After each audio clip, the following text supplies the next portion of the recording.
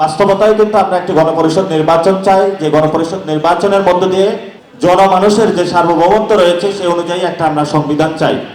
ফলত আমরা নির্বাচন বলতে বুঝি গণপরিষদ নির্বাচন, যে নির্বাচনের মধ্য দিয়ে আমরা বাংলাদেশে একটি সুন্দর জনগণের সংবিধান মানুষকে উপহার দিতে হবে, যে সংবিধানের মধ্য দিয়ে 53 বছর যে প্রাতিষ্ঠানিক যে প্রতিষ্ঠানগুলো ধ্বংস হয়েছে এবং বাংলাদেশ একটি ব্যর্থ রাষ্ট্রের দিকে যাচ্ছিল সেই জায়গা থেকে আমরা উত্তরণ করতে পারবো।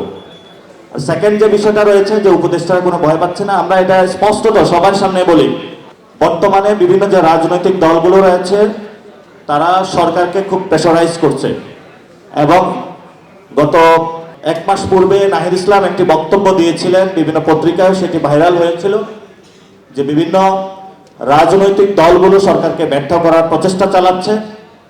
সেই জায়গা থেকে আমাদের 53 বছর পরে যে সুযোগটা এসেছে, বর্তমানে সরকারের সময় আমরা মনে করি সংস্কারের কার্যক্রমগুলো যদি আমরা মাঠে থাকি, ভবিষ্যতে আমরা যদি সরকারের জায়গা থেকে সেই জায়গা থেকে মাঠে যুদ্ধ করি, আশা করি যে সরকার করতে পারবে। যদি নির্বাচিত যে সরকারটা যখন বলা হয়ে থাকে আসবে, সেই সরকার কি কোন সংবিধান, 72-এর যে মুজিববাদী সংবিধান তার আন্ডারে চলবে, যেই সংবিধানের কারণে আমাদেরকে ভাইদের গুলি করা হয়েছিল, আহত করা হয়েছিল, শহীদ করা হয়েছিল, তারা কি সেই সংবিধান অনুযায়ী চলবে, নাকি বাংলাদেশে অন্য কোনো জায়গায় স্বপ্ন জায়গা থেকে বাংলাদেশ নতুনভাবে আবির্ভূত হবে?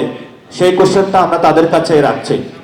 জাতীয় নাগরিক কমিটি বিভিন্ন জায়গাতে তাদের প্রেশার ক্রিয়েট করে যাচ্ছে, কিন্তু যখন রাজনৈতিক দলগুলো তাদের বিভিন্ন জায়গা থেকে বাধাগ্রস্ত করার চেষ্টা চালাচ্ছে, আমরা সেগুলো জনগণের সামনে দাবি আকারে উত্থাপন করে চলছি। আমরা বলেছিলাম চুপ্প পদত্যাগ করতে হবে, সেখানে রাজনৈতিক দলগুলো বাধা দিয়েছে। আমরা বলেছিলাম গত যে 3টি ইলেকশন হয়েছে সেই 3টি ইলেকশনে যারা ক্যান্ডিডেট ছিল, যারা নির্বাচিত হয়েছিল বা রানিং ম্যাট ছিল, যারা অবৈধ লুটেরা সম্পদ গড়েছিল, বিদেশে পাচার করেছিল, তাদেরকে আইনের আওতায় আনার জন্য এবং ভবিষ্যতে নিষিদ্ধ করার জন্য। আমরা বলেছিলাম যারা আমাদেরকে আহত শহীদ ভাইদেরকে খুন করেছিল, শহীদ করেছিল, আওয়ামী লীগের বিচার প্রক্রিয়ায় নিয়ে আসার জন্য। সেখানেও বিভিন্ন রাজনৈতিক দল বাধা দিয়েছে। আমরা যখন আজকেও এটা নিয়ে কথা হয়েছে প্রোক্লেমেশন নিয়ে, যে 3 তারিখে যে একটি দফা দেওয়া হয়েছিল, আমরা একটি নতুন রাজনৈতিক বন্দোবস্ত চাই, আমরা ফ্যাসিবাদী বিলোপ চাই, সেই ঘোষণাটির একটি দালিলিক প্রমাণ থাকা প্রয়োজন বা সম্প্রসারণ সহকারে।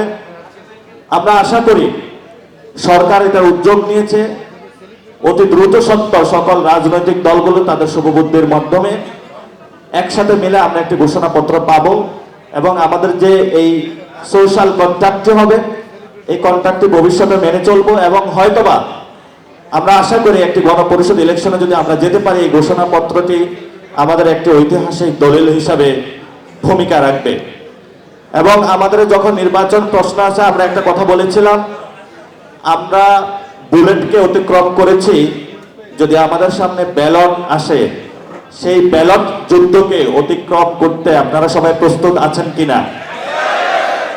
আমাদের তরুণদের সামনে আগামীতে দেশি বিদেশি চক্রান্ত করে যেই চ্যালেঞ্জ আর প্রতিবন্ধকতা সৃষ্টি করা হোক, বাংলাদেশের 45 বা 50% এই তরুণ সমাজকে বাংলাদেশের কোন শক্তি বা বিদেশি কোন শক্তি প্রতিহত করতে পারবে?